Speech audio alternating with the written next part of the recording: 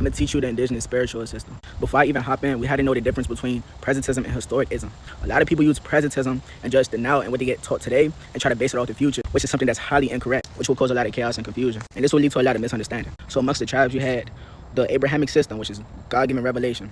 And then you had the traditions, which they called a man-made religious belief, which it wasn't, it's just tradition. And basically we blended two, making it become syncretism. So inside the Americas, majority of all of the tribes was Mosaic. They followed the Mosaic institution, as James Adair said. And people in the 1800s who try to cross-reference after him, they'll try to say that the Indians followed the Mosaic institution, which is basically what they call quote-unquote Judaism. Other tribes followed Prophet Jesus or form of Christianity, and other tribes as well too followed Prophet Muhammad. Now all these tribes, they coexist amongst one another, and they did not fought amongst one another. And take it like how you see it like Ethiopia today. Ethiopia have a Christian population and a Muslim population, like 50-50 almost. Take Albania, for example, same thing with them. They coexist equally and curse those to do the laws as well too. If someone wasn't doing the laws, then they had beef with them, spiritual beef and, holy war. White colonizers hated this claim and did not even want to believe this, so they canceled it out and said that these people is conjurers, jugglers, so on and so forth, magicians, so on and so forth, but we weren't. They were mocking our high priests and saying what they say, but they're making false statements. So yeah, you can find Paleo-Hebrew, which is the oldest form of Hebrew. You can find Proto-Hebrew. You can find a broken down Arabic and Kufic Moroccan-style Arabic inside the Americas. You can find Indian tribes that had crosses, pre-colonial by the way, pre-Columbus by the way. And our government system was a theocracy with God being the head of all of the tribes. So